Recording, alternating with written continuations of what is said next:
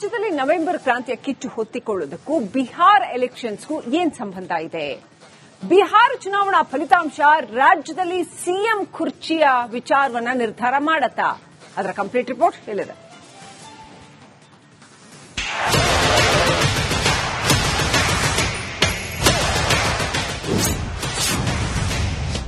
November ಕ್ರಾಂತಿಗೂ Bihar ಎಲೆಕ್ಷನ್ಗೂ ನಂಟು. ಬಿಹಾರ ಫಲಿತಾಂಶ ನಿರ್ಧಾರದ ಮೇಲೆ ಕುರ್ಚಿ ಭವಿಷ್ಯ.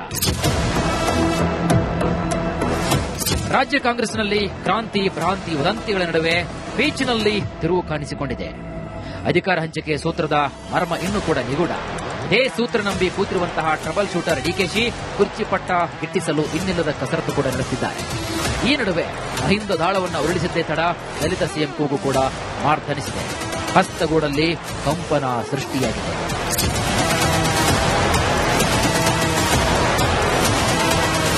ರಾಜ್ಯ ಕಾಂಗ್ರೆಸ್ನಲ್ಲಿ ನವೆಂಬರ್ ಕ್ರಾಂತಿ ಫಿಕ್ಸ್ ಎನ್ನಲಾಗ್ತಿದ್ದು, ಈ ಕಚ್ರಾಂತಿ ಕಿಚ್ಚಿಗೆ ಬಿಹಾರ್ ಎಲೆಕ್ಷನ್ ಫಲಿತಾಂಶದ ನಂಟು ಬೆಸೆದುಕೊಂಡಿದೆ. ಕಾಂಗ್ರೆಸ್ ಪಾಳೆಯದಲ್ಲಿ ನಾಯಕತ್ವ ಬದಲಾವಣೆ ಗುಸುಗುಸು ಟಾಕ್ ಜೋರಾಗಿದೆ. Only cabinet reshuffle, no CM change ಎನ್ನುತ್ತಿರುವಂತಹ ಸಿಎಂ ಟೀಮ್ಗೆ ಒಂದ್ ಕಡೆ ಡವಡವ ಶುರುವಾಗಿದೆ. ಡಿಕೆ ಶಿವಕುಮಾರ್ ಪಟ್ಟಕ್ಕೆ ಒಂದೇ ಹೆಜ್ಜೆ ಬಾಕಿ ಇದೆ. ಅದನ್ನ ರೀಚ್ ಆಗ್ತಾರೆ ಎನ್ನುತ್ತಿರುವಂತಹ ಡಿಸಿಎಂ ಟೀಮ್ ಕರ್ನಾಟಕ ಕಾಂಗ್ರೆಸ್ನಲ್ಲಿ ಕ್ರಾಂತಿ ಕಾಳಗದ ನಡುವೆ ಹೈಕಮಾಂಡ್ ಫೋಕಸ್ ಸದ್ಯ ಬಿಹಾರ್ ಎಲೆಕ್ಷನ್ ಕಡೆ ಇದೆ.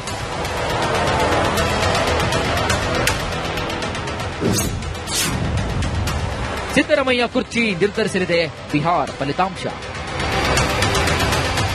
ಬಿಹಾರ್ ಫಲಿತಾಂಶ ಹೈಕಮಾಂಡ್ ನಿರೀಕ್ಷೆಯಂತೆ ಬಂದರೆ ಕರ್ನಾಟಕ ಕಾಂಗ್ರೆಸ್ ಬಗ್ಗೆ ಒಂದು ಗಟ್ಟಿ ನಿರ್ಧಾರ ಮಾಡ್ತಾರೆ. ನಾಯಕತ್ವ ಬದಲಾವಣೆ ಬಗ್ಗೆ ಅಸ್ತು ಎನ್ನಬಹುದು.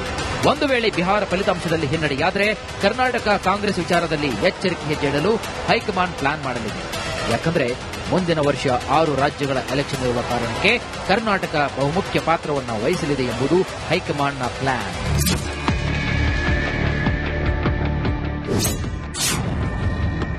ಕುರ್ಚಿ ಬಿಡಲು ಸಿದ್ದರಾಮಯ್ಯರದ್ದು ಒನ್ ಲೈನ್ ಅಜೆಂಡಾ.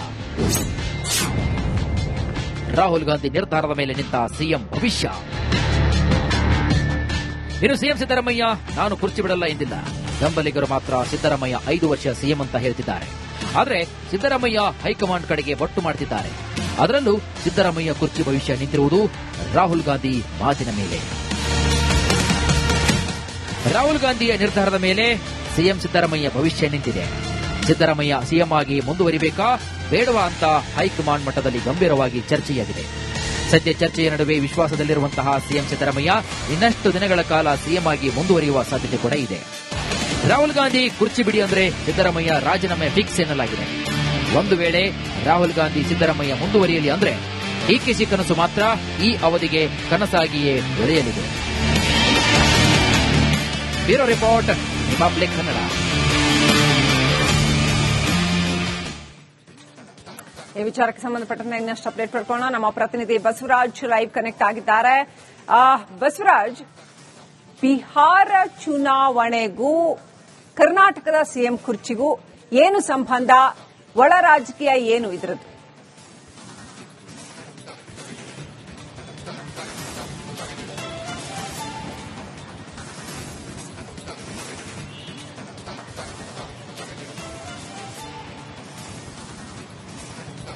ಶ್ರೀಲಕ್ಷ್ಮಿ, ಬಹಳ ಪ್ರಮುಖವಾಗಿ ಬಿಹಾರ್ ಚುನಾವಣೆಯಲ್ಲಿ ಕಾಂಗ್ರೆಸ್ ಹೈಕಮಾಂಡ್ ಮಗ್ನವಾಗಿದೆ.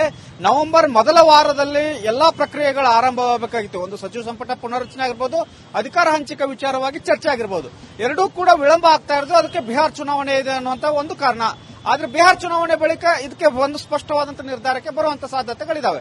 ಒಂದು, ಅಧಿಕಾರ ಹಂಚಿಕೆ ಮಾಡಬೇಕು ಅನ್ನುವಂಥದ್ದಾದ್ರೆ ಈಗಲೇ ನವೆಂಬರ್ ಅಲ್ಲೇ ಮಾಡುತ್ತಾ ಅಥವಾ ಇನ್ನೊಂದಿಷ್ಟು ದಿನಗಳನ್ನ ಮುಂದೂಡಿ ಒಂದು ಡೆಡ್ ಲೈನ್ ಅನ್ನ ಸಿಎಂ ಸಿದ್ದರಾಮಯ್ಯ ಅವರು ಕೊಡುತ್ತಾ, ಇಲ್ಲ 5 ವರ್ಷ ನೀವೇ ಕಂಪ್ಲೀಟ್ ಆಗಿ ಮಾಡಿ ಅನ್ನುವಂತ ಹೇಳುತ್ತಾ ಅನ್ನುವಂಥದ್ದು ಸ್ಪಷ್ಟ ನಿರ್ಧಾರ ನವೆಂಬರ್ ನಲ್ಲಿ ಸಿಗುವಂತ ಸಾಧ್ಯತೆ ಇದೆ.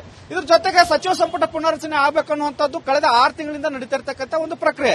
ಯಾಕಂದ್ರೆ 7 ವರ್ಷ ಸರ್ಕಾರಕ್ಕೆ ತುಂಬಿದಂತಹ ಸಂದರ್ಭದಲ್ಲೇ ಒಂದು ಸಚಿವ ಸಂಪುಟ ಪುನರ್ರಚನೆ ಆಗಬೇಕಾಗಿತ್ತು.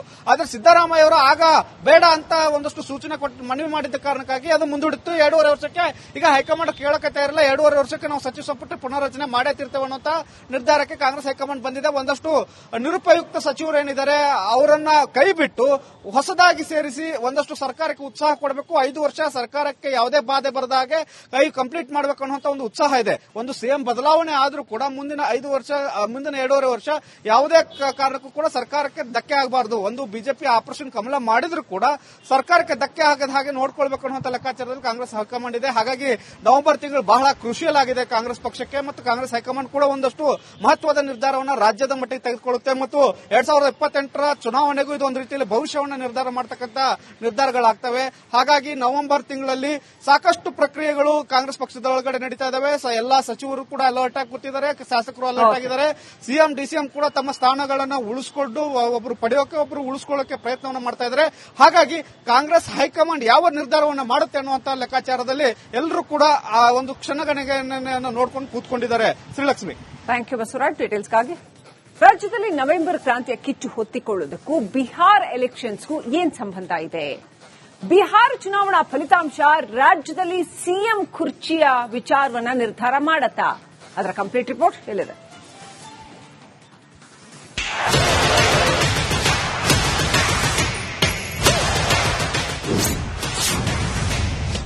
ನವೆಂಬರ್ ಕ್ರಾಂತಿಗೂ ಬಿಹಾರ್ ಎಲೆಕ್ಷನ್ಗೂ ನಂಟು. ಬಿಹಾರ ಫಲಿತಾಂಶ ನಿರ್ಧಾರದ ಮೇಲೆ ಕುರ್ಚಿ ಭವಿಷ್ಯ.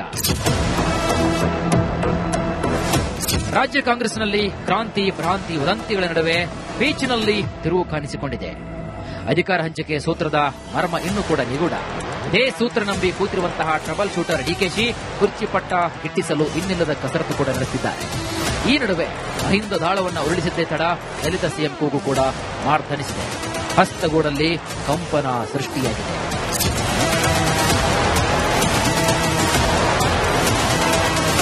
ರಾಜ್ಯ ಕಾಂಗ್ರೆಸ್ನಲ್ಲಿ ನವೆಂಬರ್ ಕ್ರಾಂತಿ ಫಿಕ್ಸ್ ಎನ್ನಲಾಗುತ್ತಿದ್ದು, ಈ ಕಚ್ರಾಂತಿ ಕಿಚ್ಚಿಗೆ ಬಿಹಾರ್ ಎಲೆಕ್ಷನ್ ಫಲಿತಾಂಶದ ನಂಟು ಬೆಸೆದುಕೊಂಡಿದೆ. ಕಾಂಗ್ರೆಸ್ ಪಾಳೆಯದಲ್ಲಿ ನಾಯಕತ್ವ ಬದಲಾವಣೆ ಗುಸುಗುಸು ಟಾಕ್ ಜೋರಾಗಿದೆ. Only cabinet reshuffle, no CM change ಎನ್ನುತ್ತಿರುವಂತಹ ಸಿಎಂ ಟೀಮ್ಗೆ ಒಂದ್ ಕಡೆ ಡವಡವ ಶುರುವಾಗಿದೆ. ಡಿಕೆ ಶಿವಕುಮಾರ್ ಪಟ್ಟಕ್ಕೆ ಒಂದೇ ಹೆಜ್ಜೆ ಬಾಕಿ ಇದೆ. ಅದನ್ನ ರೀಚ್ ಆಗ್ತಾರೆ ಎನ್ನುತ್ತಿರುವಂತಹ ಡಿಸಿಎಂ ಟೀಮ್ ಕರ್ನಾಟಕ ಕಾಂಗ್ರೆಸ್ನಲ್ಲಿ ಕ್ರಾಂತಿ ಕಾಳಗದ ನಡುವೆ ಹೈಕಮಾಂಡ್ ಫೋಕಸ್ ಸದ್ಯ ಬಿಹಾರ್ ಎಲೆಕ್ಷನ್ ಕಡೆ ಇದೆ.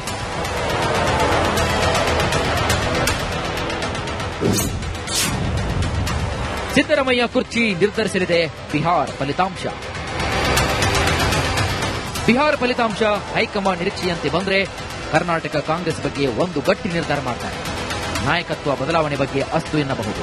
ಒಂದು ವೇಳೆ ಬಿಹಾರ ಫಲಿತಾಂಶದಲ್ಲಿ ಹಿನ್ನಡೆಯಾದರೆ ಕರ್ನಾಟಕ ಕಾಂಗ್ರೆಸ್ ವಿಚಾರದಲ್ಲಿ ಎಚ್ಚರಿಕೆ ಹೆಜ್ಜೆ ಇಡಲು ಹೈಕಮಾಂಡ್ ಪ್ಲಾನ್ ಮಾಡಲಿದೆ.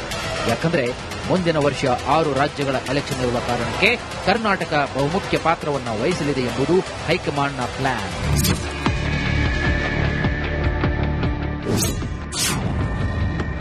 ಕುರ್ಚಿ ಬಿಡಲು ಸಿದ್ದರಾಮಯ್ಯರದ್ದು ಒನ್ ಲೈನ್ ಅಜೆಂಡಾ.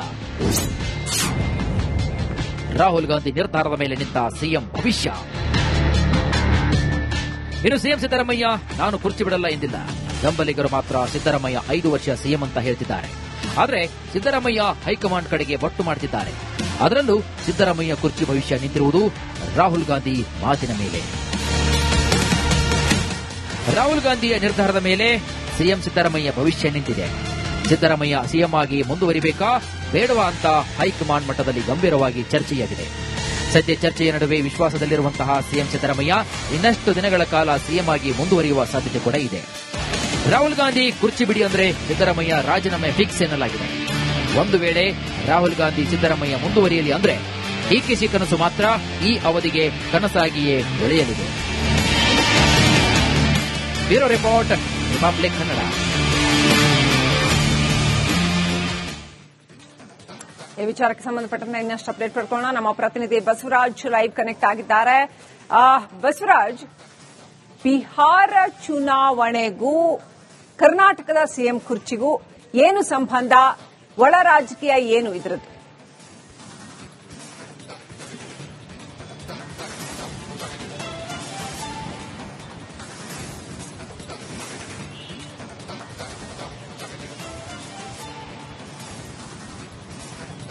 ಶ್ರೀಲಕ್ಷ್ಮಿ, ಬಹಳ ಪ್ರಮುಖವಾಗಿ ಬಿಹಾರ್ ಚುನಾವಣೆಯಲ್ಲಿ ಕಾಂಗ್ರೆಸ್ ಹೈಕಮಾಂಡ್ ಮಗ್ನವಾಗಿದೆ. ನವೆಂಬರ್ ಮೊದಲ ವಾರದಲ್ಲಿ ಎಲ್ಲಾ ಪ್ರಕ್ರಿಯೆಗಳು ಆರಂಭವಾಗಬೇಕಾಗಿತ್ತು. ಒಂದು ಸಚಿವ ಸಂಪುಟ ಪುನರ್ರಚನೆ ಆಗಿರ್ಬೋದು, ಅಧಿಕಾರ ಹಂಚಿಕೆ ವಿಚಾರವಾಗಿ ಚರ್ಚೆ ಆಗಿರ್ಬೋದು, ಎರಡೂ ಕೂಡ ವಿಳಂಬ ಆಗ್ತಾ ಇರೋದು ಅದಕ್ಕೆ ಬಿಹಾರ್ ಚುನಾವಣೆ ಇದೆ ಅನ್ನುವಂತ ಒಂದು ಕಾರಣ. ಆದ್ರೆ ಬಿಹಾರ್ ಚುನಾವಣೆ ಬಳಿಕ ಇದಕ್ಕೆ ಒಂದು ಸ್ಪಷ್ಟವಾದಂತಹ ನಿರ್ಧಾರಕ್ಕೆ ಬರುವಂತ ಸಾಧ್ಯತೆಗಳಿದಾವೆ. ಒಂದು, ಅಧಿಕಾರ ಹಂಚಿಕೆ ಮಾಡಬೇಕು ಅನ್ನುವಂಥದ್ದಾದ್ರೆ ಈಗಲೇ ನವೆಂಬರ್ ಅಲ್ಲೇ ಮಾಡುತ್ತಾ ಅಥವಾ ಇನ್ನೊಂದಿಷ್ಟು ದಿನಗಳನ್ನ ಮುಂದೂಡಿ ಒಂದು ಡೆಡ್ ಲೈನ್ ಅನ್ನ ಸಿಎಂ ಸಿದ್ದರಾಮಯ್ಯ ಅವರು ಕೊಡುತ್ತಾ, ಇಲ್ಲ 5 ವರ್ಷ ನೀವೇ ಕಂಪ್ಲೀಟ್ ಆಗಿ ಮಾಡಿ ಅನ್ನುವಂತ ಹೇಳುತ್ತಾ ಅನ್ನುವಂಥದ್ದು ಸ್ಪಷ್ಟ ನಿರ್ಧಾರ ನವೆಂಬರ್ ನಲ್ಲಿ ಸಿಗುವಂತ ಸಾಧ್ಯತೆ ಇದೆ. ಇದ್ರ ಜೊತೆಗೆ ಸಚಿವ ಸಂಪುಟ ಪುನರ್ರಚನೆ ಆಗಬೇಕು ಅನ್ನುವಂಥದ್ದು ಕಳೆದ 6 ತಿಂಗಳಿಂದ ನಡೀತಿರ್ತಕ್ಕಂಥ ಒಂದು ಪ್ರಕ್ರಿಯೆ. ಯಾಕಂದ್ರೆ 7 ವರ್ಷ ಸರ್ಕಾರಕ್ಕೆ ತುಂಬಿದಂತಹ ಸಂದರ್ಭದಲ್ಲೇ ಒಂದು ಸಚಿವ ಸಂಪುಟ ಪುನರ್ರಚನೆ ಆಗಬೇಕಾಗಿತ್ತು. ಆದ್ರೆ ಸಿದ್ದರಾಮಯ್ಯ ಅವರು ಆಗ ಬೇಡ ಅಂತ ಒಂದಷ್ಟು ಸೂಚನೆ ಕೊಟ್ಟು ಮನವಿ ಮಾಡಿದ್ದ ಕಾರಣಕ್ಕಾಗಿ ಅದು ಮುಂದೂಡಿತ್ತು. 2.5 ವರ್ಷಕ್ಕೆ ಈಗ ಹೈಕಮಾಂಡ್ ಕೇಳಕತ್ತಾ ಇರಲ್ಲ, 2.5 ವರ್ಷಕ್ಕೆ ನಾವು ಸಚಿವ ಸಂಪುಟ ಪುನರ್ರಚನೆ ಮಾಡೇ ತಿರ್ತೇವೆ ಅನ್ನುವಂತ ನಿರ್ಧಾರಕ್ಕೆ ಕಾಂಗ್ರೆಸ್ ಹೈಕಮಾಂಡ್ ಬಂದಿದೆ. ಒಂದಷ್ಟು ನಿರುಪಯುಕ್ತ ಸಚಿವರು ಏನಿದ್ದಾರೆ ಅವರನ್ನ ಕೈ ಬಿಟ್ಟು ಹೊಸದಾಗಿ ಸೇರಿಸಿ ಒಂದಷ್ಟು ಸರ್ಕಾರಕ್ಕೆ ಉತ್ಸಾಹ